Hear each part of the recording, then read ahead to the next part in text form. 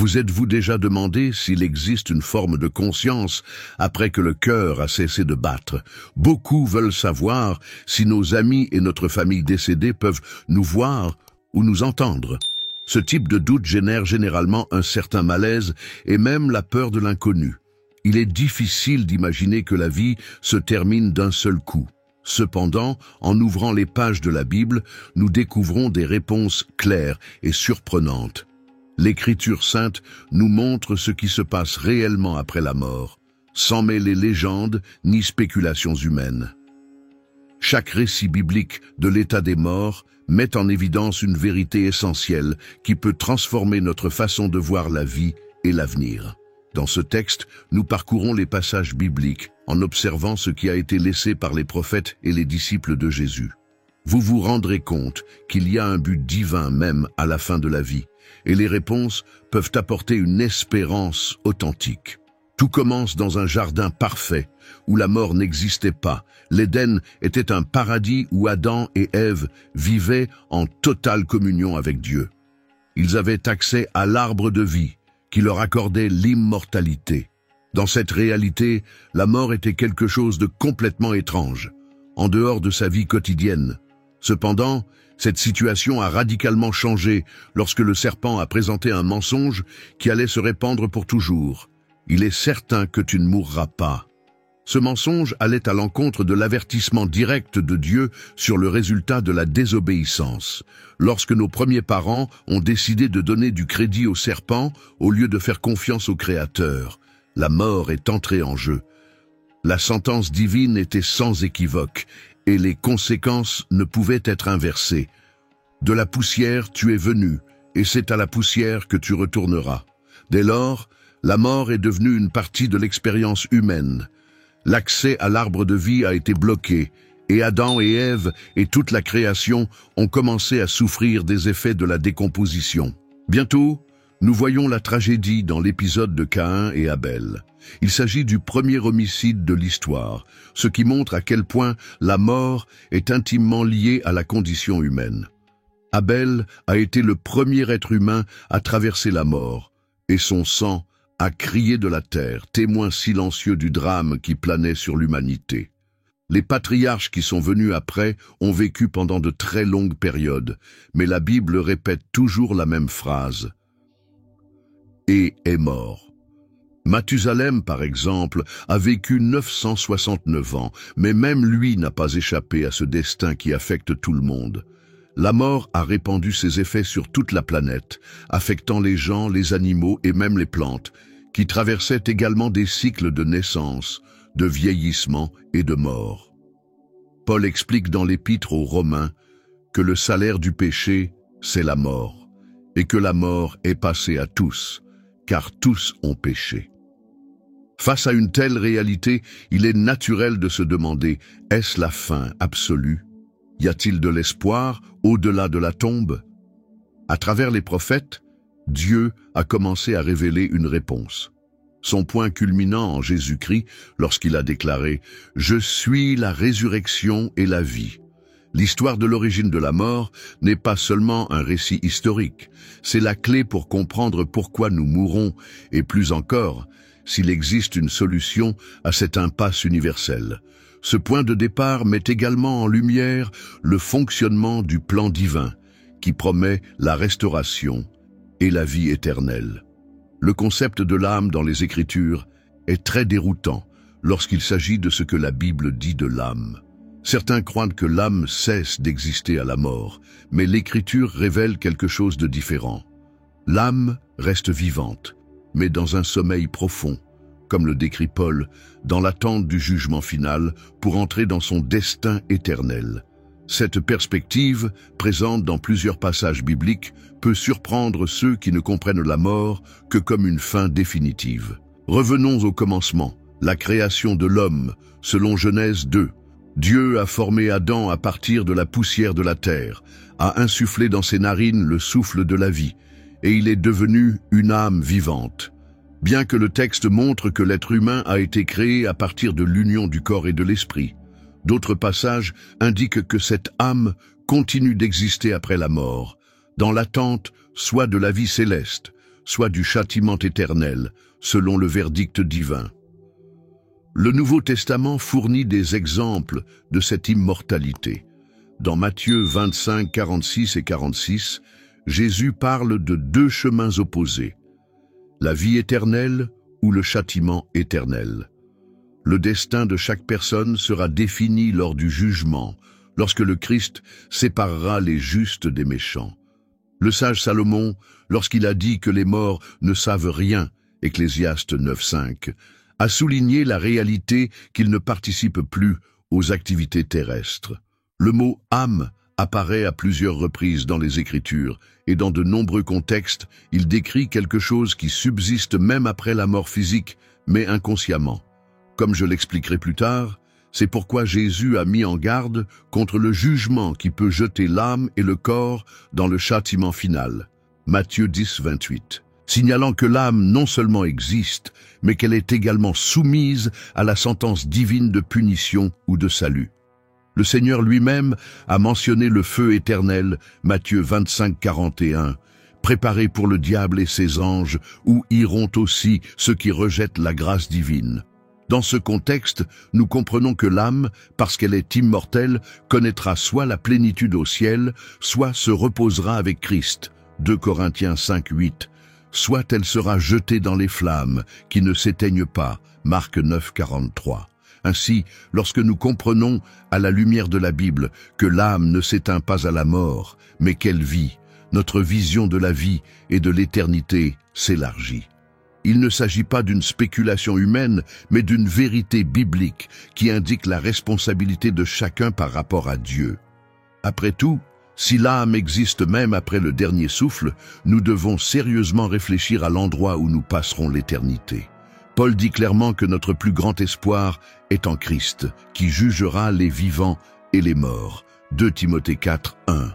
Pour celui qui est sauvé, l'état éternel est celui de la communion avec Dieu, une vie céleste. Pour ceux qui rejettent le plan du salut, ils attendent l'étang de feu. Apocalypse 20, 12, 14, 15. Par conséquent, l'immortalité de l'âme, associée au jugement à venir, est un rappel solennel que nos choix ont des conséquences éternelles, que ce soit de profiter de la présence de Dieu ou de faire face au châtiment ultime. L'état conscient contre inconscient, dans les points qui suscitent le plus la curiosité à propos de la mort, est le débat sur la conscience ou l'inconscience. Les gens qui sont morts ont-ils une sorte de perception quelque part? Voient-ils ou entendent-ils ce qui se passe sur terre? La Bible répond à ces questions d'une manière étonnamment objective.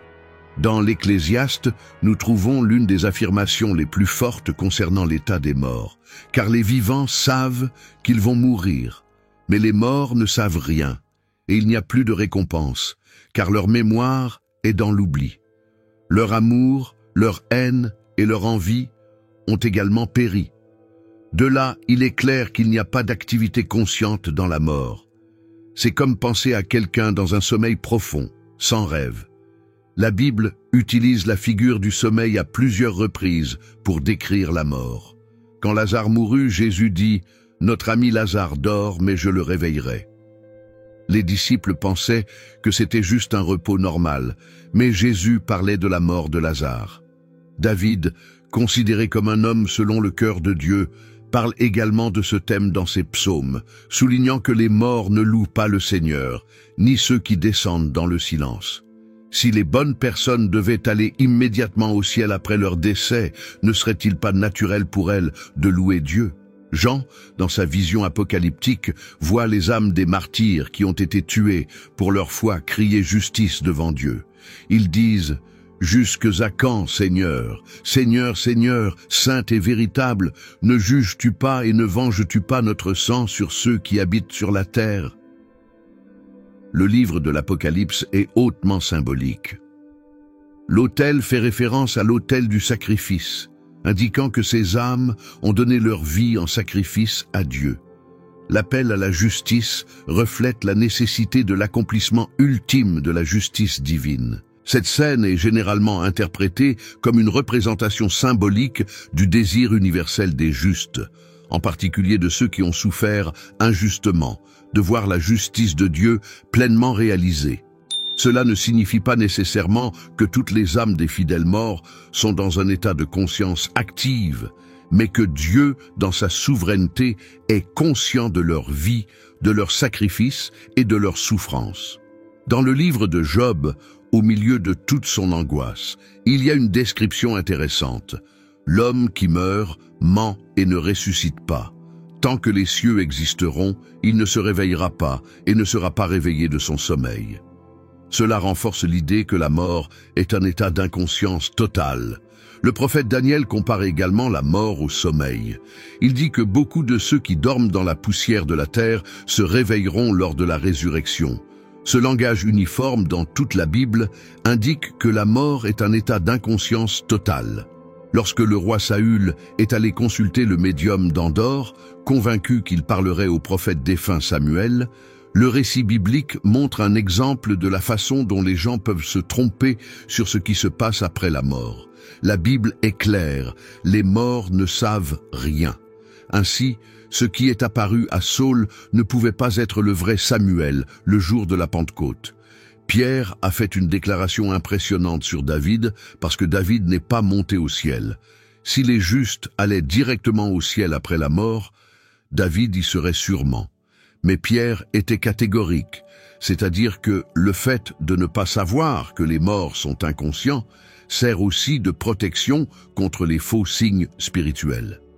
Si nous comprenons qu'ils dorment réellement, nous ne tomberons pas dans les erreurs des apparitions supposées de personnes qui sont déjà parties. Le sommeil des morts dans la Bible, l'expression « dormir » ou « s'endormir » est utilisée à plusieurs reprises dans la Bible pour désigner la mort, et ce n'est pas par hasard. Ce langage révèle une vérité profonde sur la condition de ceux qui sont morts et nous aide à mieux comprendre le plan divin. Jésus a utilisé cette analogie d'une manière remarquable lorsqu'il a été appelé par Jaïrus, alors que tout le monde pleurait la mort de sa fille. Il dit « La fille n'est pas morte, mais elle dort ». Les gens riaient parce qu'ils savaient qu'elle était effectivement morte. Pour Jésus, la mort était comme un sommeil dont il pouvait le réveiller. Le cas de Lazare va encore plus loin. En apprenant sa mort, Jésus avertit ses disciples « Notre ami Lazare dort, mais je vais le réveiller ». Ils ne l'ont pas compris au début parce qu'ils pensaient que dormir était quelque chose de positif, un signe de repos. Puis Jésus a précisé « Lazare est mort ». Cette métaphore du sommeil correspond bien à ce qui se passe dans la mort. Pensez à quelqu'un qui dort profondément pendant 8 heures. Lorsque vous vous réveillez, vous pouvez avoir l'impression que seul un instant s'est écoulé. Ainsi, pour ceux qui meurent, le prochain moment de conscience sera dans la résurrection. L'apôtre Paul utilise ce chiffre en plusieurs lettres. Dans l'une de ses lettres aux Thessaloniciens, il console les chrétiens en disant qu'ils ne doivent pas s'affliger pour ceux qui dorment. Il explique qu'au retour de Jésus, ceux qui sont morts en Christ seront ressuscités en premier. Voir la mort comme du sommeil a des conséquences pratiques très claires.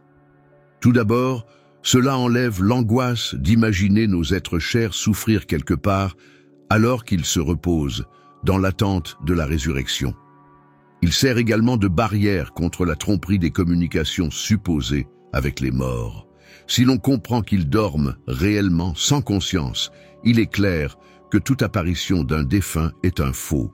Daniel renforce cette idée en disant que beaucoup de ceux qui dorment dans la poussière seront ressuscités.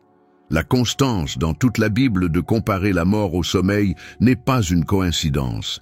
C'est une façon d'illustrer cet état d'inactivité jusqu'au retour du Christ. Étienne, le premier martyr chrétien, en est un autre exemple. Après avoir été lapidé, le récit dit qu'il s'est endormi.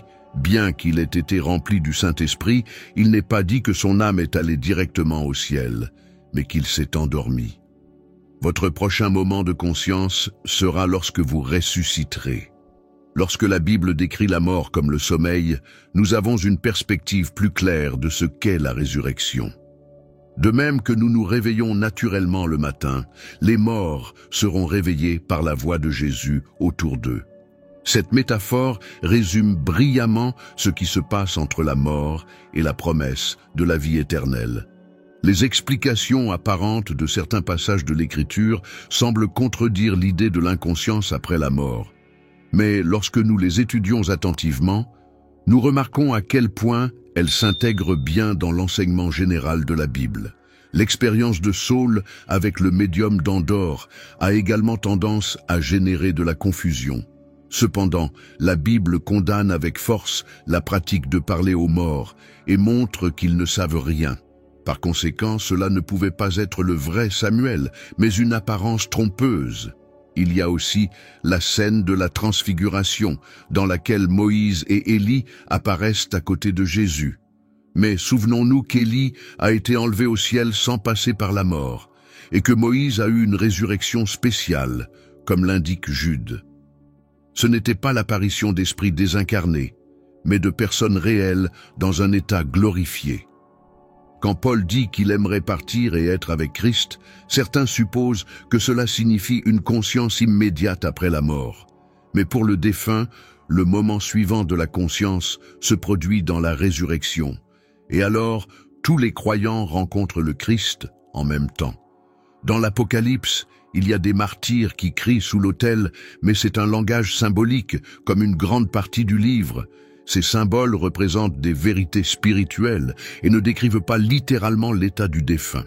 Toutes ces contradictions possibles disparaissent lorsque nous analysons le contexte, le style littéraire et le message général de l'Écriture. Toute la Bible présente constamment la mort comme un sommeil, sans conscience, dont nous serons réveillés dans la résurrection. Le Sheol et l'Hadès. Qu'est-ce que cela signifie? Lorsque nous étudions ce que la Bible dit de la mort, nous trouvons deux mots spécifiques. Sheol dans l'Ancien Testament, en hébreu, et Hadès dans le Nouveau Testament, en grec. Ils ont suscité des doutes au fil des siècles. En hébreu, le Sheol est simplement le monde des morts, ou la tombe. Ce n'est pas un lieu de châtiment éternel, mais un état d'inconscience. Le juste Job, par exemple, désirait aller au Sheol pour se reposer de ses souffrances, ce qui montre qu'il ne voyait pas le Sheol comme un lieu de tourment. David, dans ses psaumes, mentionne le Sheol à quelques reprises. À un moment, il dit qu'il n'y a pas de souvenir de Dieu là-bas, et à un autre, il dit que les morts ne peuvent pas louer le Seigneur. Cela renforce le fait que le Sheol n'est pas un lieu pour des activités conscientes. Jonas, dans le ventre du grand poisson, compare cette situation sombre et isolée au séjour des morts. Il symbolisait un état d'isolement et de silence total, conformément à la compréhension hébraïque de ce qu'est la mort. Dans le Nouveau Testament, l'Hadès apparaît comme l'équivalent grec du Sheol. Lorsque la Septante, la traduction grecque de l'Ancien Testament, avait besoin de rendre le Sheol, elle utilisait toujours l'Hadès. Cela montre que les deux mots sont synonymes. Jésus mentionne l'Hadès dans certains enseignements, le liant toujours à l'état de mort ou de tombe. Lorsqu'il déclare que les portes de l'Hadès ne prévaudront pas contre l'Église, il fait référence à la puissance de la mort qui n'a pas pu la vaincre. Dans le livre de l'Apocalypse, l'Hadès est associé à la mort, étant présenté comme une condition temporaire qui, à la fin, sera détruite et jetée dans les temps de feu. Cela confirme que nous ne parlons pas de quelque chose d'éternel, mais d'un état qui s'éteindra. Ni X ni Hadès ne sont cités comme sites de tourment, interminables. Cette notion a été établie en partie par l'influence des croyances païennes et des idées de la mythologie grecque. Bibliquement, ils ne sont que des définitions de la réalité de la mort et de la tombe. Comprendre le sens réel de ces termes permet d'éviter les interprétations erronées, montrant que, selon la Bible, ceux qui sont descendus à Xol ou à Hadès sont simplement morts et sont allés dans la tombe. Cette compréhension maintient la cohérence de l'enseignement biblique général sur la mort et fait briller encore plus la promesse de la résurrection. L'histoire de l'homme riche et de Lazare, expliquée à partir des récits les plus mal compris de l'état des morts, est la parabole de l'homme riche et de Lazare, Luc 16. Certains utilisent ce texte pour défendre l'idée que lorsque l'on meurt, on reste conscient quelque part, mais un examen plus approfondi révèle le contraire. Tout d'abord, il est bon de se rappeler que cette histoire fait partie d'une série de paraboles de Jésus.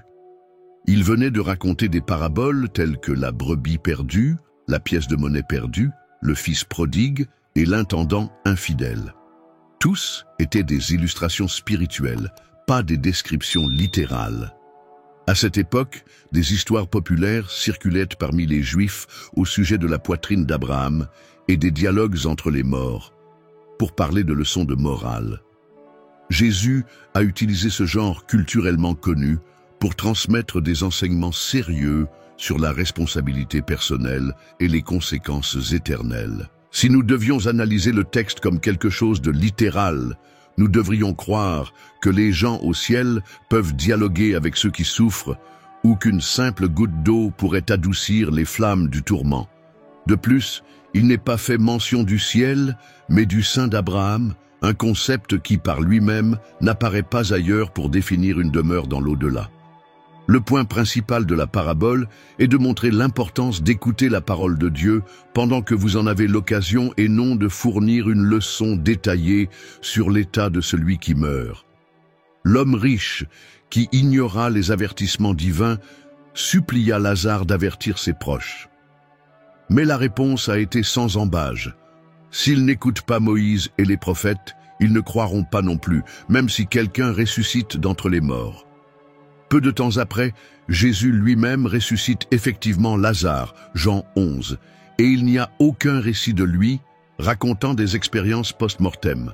Cela renforce l'idée que les paraboles de Jésus n'étaient pas une leçon littérale sur la vie au-delà de la tombe, mais une ressource pédagogique pour apporter de profondes leçons spirituelles. Le voleur sur la croix, la compréhension de la promesse. La conversation entre Jésus et le voleur sur la croix est un autre texte que beaucoup utilisent pour soutenir l'idée d'une conscience immédiate après la mort.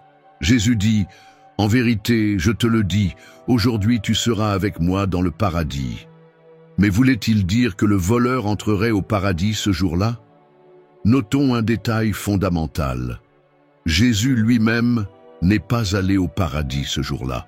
Après être ressuscité, il dit à Marie « Je ne suis pas encore monté vers mon Père, comme le voleur aurait pu y aller. » L'explication réside dans l'utilisation de la ponctuation, quelque chose qui n'existait pas dans les manuscrits grecs. Selon l'endroit où nous mettons la virgule, la phrase prend un autre sens. « En vérité, je te le dis, aujourd'hui tu seras avec moi dans le paradis. » Ainsi, l'accent est mis sur l'accent que Jésus met aujourd'hui au milieu de la souffrance de la croix. De plus, la demande du voleur était que Jésus se souvienne de lui lorsqu'il retournerait dans son royaume, montrant que le voleur lui-même voyait un événement futur et non quelque chose d'immédiat. L'expression « je te le dis aujourd'hui » apparaît à plusieurs reprises dans la Bible comme une manière de donner de la vigueur à ce qui est dit. Par conséquent, Jésus déclarait dans cet instant de douleur et d'humiliation que la promesse du salut pour cet homme repentant. C'est l'une des plus grandes démonstrations de grâce dans la Bible. Le voleur, qui a vécu une existence criminelle, a trouvé le pardon et l'espérance authentique dans les derniers moments, grâce à sa foi en Christ. Cependant, ce passage n'enseigne pas la conscience immédiate après la mort. Comme tous ceux qui meurent en Christ, le voleur dort et ressuscitera quand Jésus reviendra. Devant sa conscience, il sera d'être avec le Seigneur dans la gloire. Les 144 000 est la première résurrection. Les Écritures mentionnent 2 résurrections, et la première d'entre elles est liée à un groupe spécial dans l'Apocalypse, les 144 000.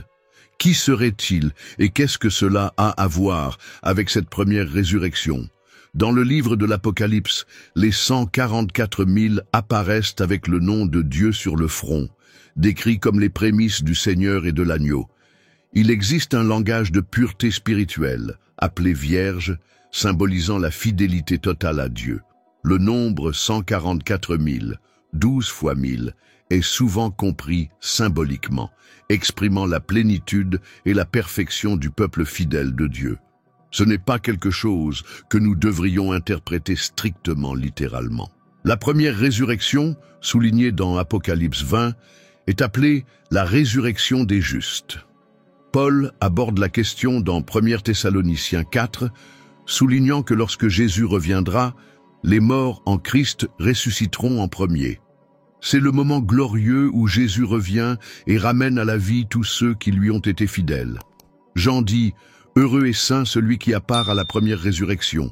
Ils ne feront pas face à la seconde mort et régneront avec le Christ pendant 1000 ans, ce qu'on appelle le millénium. » Pendant ce temps, les sauvés participeront au jugement, car Paul mentionne que les saints jugeront le monde et même les anges. Le but est de faire comprendre à l'univers entier que le jugement divin était juste et transparent. La première résurrection marque le début du millénium. Les fidèles qui étaient morts ressuscitent. Les fidèles vivants sont transformés. Tous rencontrent le Seigneur dans les airs, et la terre est désolée, servant de prison à Satan et à ses anges déchus. Les 144 000 occupent un rôle particulier dans ce contexte. La Bible les décrit vivant une victoire singulière sur le péché dans les derniers instants de l'histoire humaine, traversant le temps de la détresse sans voir la mort. Ils chantent un chant que personne d'autre qu'eux n'est capable d'apprendre, reflétant une expérience unique de fidélité dans le conflit final. La première résurrection représente l'accomplissement de la grande espérance chrétienne. Il ne s'agit pas d'un vague état spirituel, mais d'une résurrection corporelle, semblable à celle que Jésus a vécue. Les justes reçoivent des corps glorifiés, exempts de la maladie et de la mort. La seconde résurrection est le jugement, après la période d'année mentionnée dans Apocalypse 20. La seconde résurrection a lieu, totalement différente de la première. Dans celle-ci, les méchants qui n'ont pas accepté le salut en Christ reviennent à la vie. Jean explique qu'à la fin du millénium, Satan sera libéré de sa prison. La terre, qui avait été laissée vide, va maintenant recevoir à nouveau une population.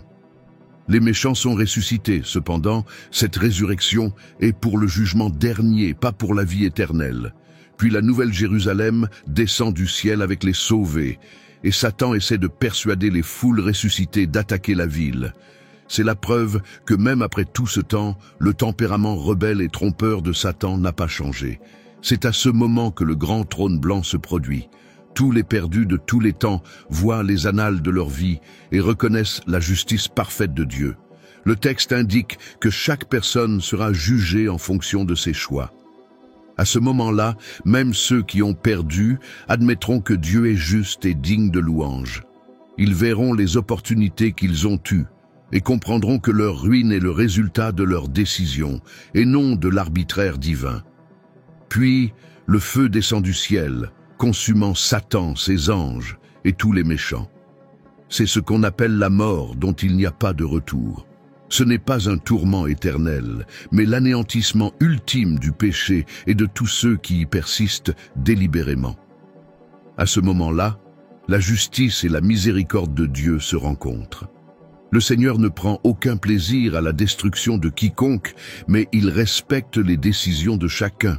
Après ce jugement dernier vient la promesse de nouveaux cieux et d'une nouvelle terre. L'univers entier sera à jamais exempt du mal, car la grande controverse entre le bien et le mal aura pris fin. Le destin ultime des méchants est l'un des sujets les plus controversés sur la mort. Divers courants défendent un enfer éternel, où les âmes souffrent sans fin.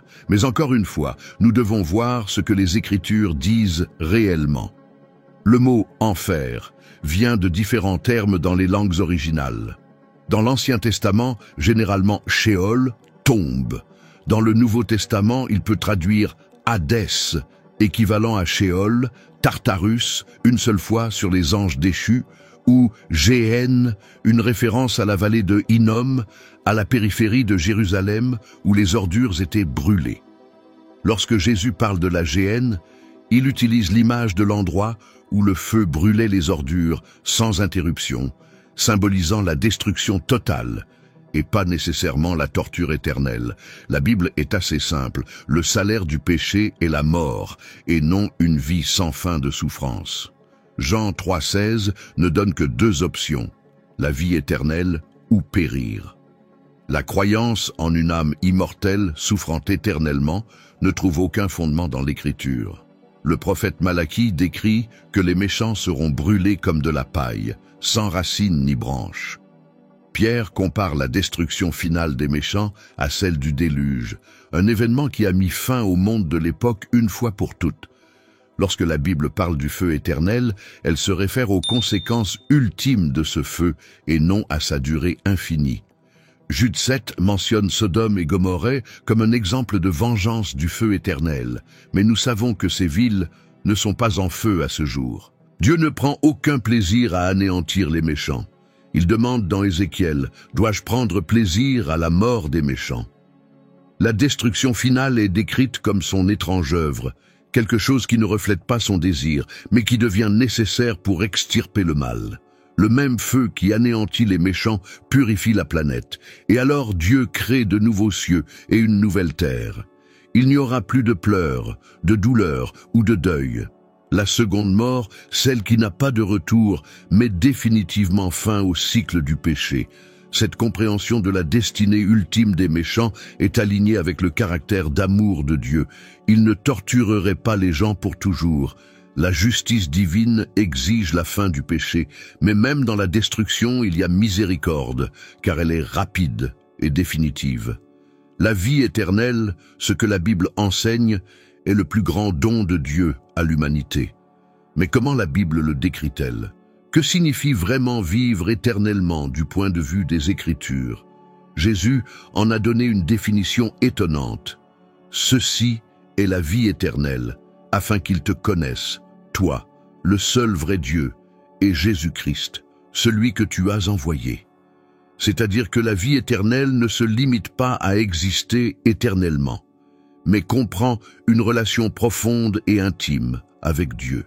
Paul nous rappelle que seul Dieu a l'immortalité par nature, en indiquant clairement que la vie éternelle est un don que nous recevons par Christ.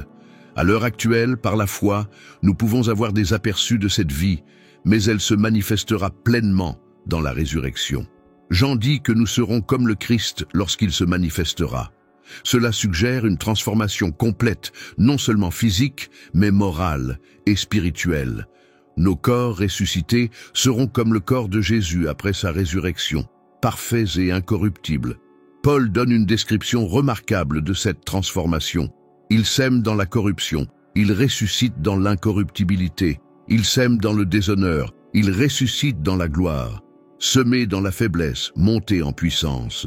Nous recevrons des corps qui ne vieillissent pas, ne tombent pas malades et ne mourront plus jamais. Dans les visions d'Apocalypse 21 et 22, il est dit qu'il n'y aura pas de mort, pas de pleurs, pas de douleur dans le monde à venir, car tout ce qui cause de la souffrance aura disparu. La malédiction du péché cessera d'exister, et la nature retrouvera sa perfection originelle. Sur la nouvelle terre, nous vivrons en harmonie avec toute la création, en plantant, en construisant et en profitant de chaque activité sans l'ombre de l'échec. Et surtout, nous serons dans la présence de Dieu, contemplant son visage. La communion qu'Adam et Ève avaient en Éden sera restaurée, mais à un niveau encore plus profond, car nous ferons l'expérience de la rédemption. Il y aura un apprentissage et une croissance infinie. L'univers entier s'ouvrira à notre exploration. Nous étudierons les mystères de la création, en découvrant des aspects toujours plus merveilleux du caractère et de l'amour de Dieu. Nos relations seront également renouvelées.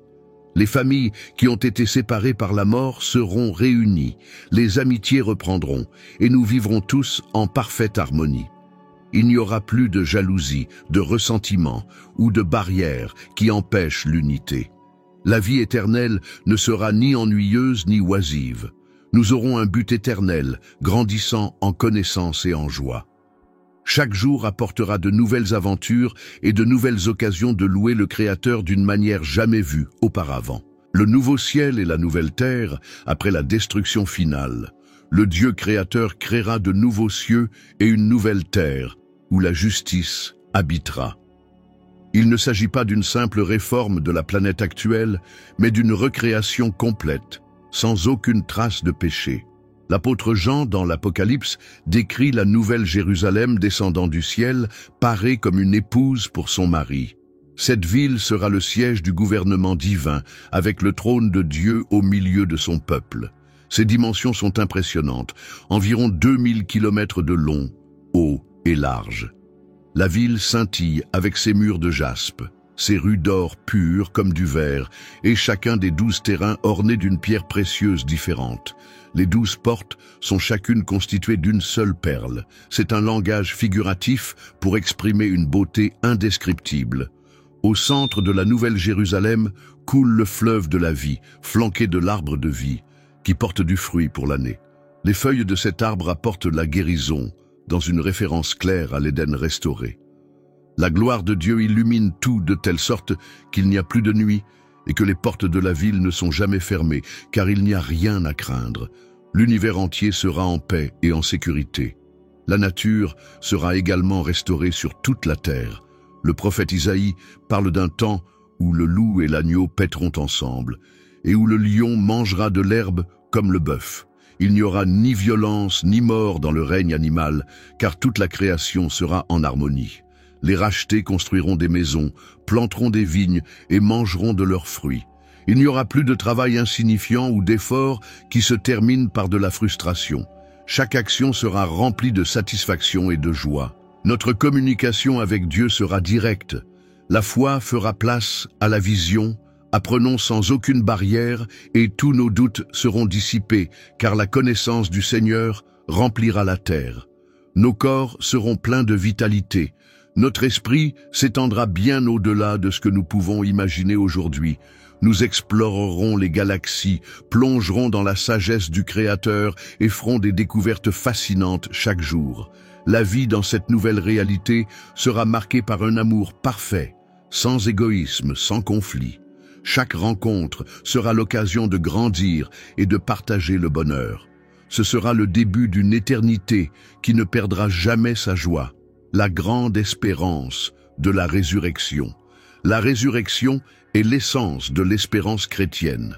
Paul l'a dit très clairement. Si le Christ n'était pas ressuscité, notre chemin aurait été inutile. Mais puisqu'il est ressuscité, nous sommes sûrs qu'il ressuscite également cette vérité, changeant toute la perspective sur la mort. La résurrection de Jésus a été plus qu'un événement extraordinaire. C'était la garantie que ceux qui croient en lui seront aussi ressuscités. Sa victoire sur la mort est la preuve concrète que ce pouvoir est à notre disposition. Lorsque Jésus a ressuscité Lazare, il a démontré son autorité sur le sépulcre. Mais Lazare mourut à nouveau plus tard. La résurrection définitive est celle qui attend les sauvés dans des corps glorifiés, sans jamais revivre la mort. Paul décrit la scène de manière vivante. En un instant, en un clin d'œil, au son de la dernière trompette, les morts ressusciteront incorruptibles et nous serons transformés. Tout se passera soudainement mais parfaitement. Nos corps ressuscités seront réels, comme le corps de Jésus après sa résurrection. Il mangea avec les disciples et ils le touchèrent. Mais il pouvait aussi traverser les murs et se déplacer de manière surnaturelle. Comprendre la résurrection nous fait voir la mort comme un sommeil temporaire. Paul dit « afin que nous ne nous affligions pas comme des gens qui n'ont pas d'espérance, car nous savons que le sépulcre n'a pas le dernier mot. » Cela change aussi la façon dont nous le voyons aujourd'hui. Si nous devons être ressuscités, alors il y a un but éternel dans chaque choix que nous faisons. Nos attitudes vont au-delà de cette courte période de la vie. La résurrection sera aussi une réunion passionnante. Les familles séparées par la mort s'embrasseront à nouveau. Les amitiés interrompues reprendront. Et tous les sauvés des différentes époques de l'histoire s'uniront dans l'adoration du Christ. Celui qui participe à la première résurrection est en sécurité pour toujours. La deuxième mort ne les affectera pas. Ils régneront avec le Christ pendant 1000 ans, puis hériteront de la terre renouvelée pour toute l'éternité. C'est cet espoir qui nous donne le courage d'affronter n'importe quel défi. Comme Paul, nous pouvons dire « Pour moi, vivre, c'est Christ, et mourir, c'est gagner. La mort cesse d'être une fin désespérée et ne devient que la porte d'entrée vers une vie qui ne finit jamais. Comment cette vérité affecte-t-elle nos vies? Savoir ce que la Bible enseigne sur la mort et la résurrection transforme profondément notre façon de vivre. Ces croyances ne sont pas seulement une question théorique, mais quelque chose qui a un impact sur nos choix, nos émotions et notre vision du monde. Premièrement, ils nous protègent de la fraude spirituelle. Comprendre que les morts dorment réellement nous empêche d'être trompés par de prétendues communications avec ceux qui sont déjà morts. Toute manifestation dans ce sens est contraire à la Bible. Cela change aussi notre relation avec la perte.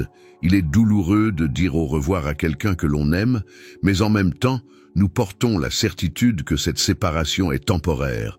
Le chagrin vient, mais nous ne désespérons pas comme si nous n'avions plus d'espoir. Cette vision biblique de la mort nous libère de la peur que beaucoup ont de l'inconnu. Bien que la mort soit réelle, elle a été vaincue par le Christ. Et la promesse de la résurrection nous donne la sécurité pour regarder vers l'avenir. Nous en sommes venus à apprécier encore plus le temps présent. Cette vie est notre chance de choisir le chemin que nous suivrons. C'est le moment d'approfondir notre expérience avec Dieu, car il n'y a pas de seconde chance après la mort. Nous regardons aussi le corps différemment. Ce n'est pas une prison pour l'âme, mais une partie de notre être. Nous en prenons soin comme d'un temple du Saint-Esprit, car il sera ressuscité et transformé lorsque le Christ reviendra. Cette compréhension renforce la justice divine, même si de nombreuses injustices ne sont pas résolues maintenant. Nous sommes convaincus qu'il y aura un règlement de compte final. Dieu jugera à la perfection, et cela apporte la paix au cœur. En bref, savoir que la mort est un sommeil temporaire et que la vraie vie éternelle se réalise dans la résurrection transforme notre façon d'affronter les pertes, de faire l'expérience de la foi et d'entrer en relation avec Dieu. C'est un message d'espérance qui illumine chaque pas, nous rappelant qu'en Christ, même la mort ne peut nous séparer de l'amour divin.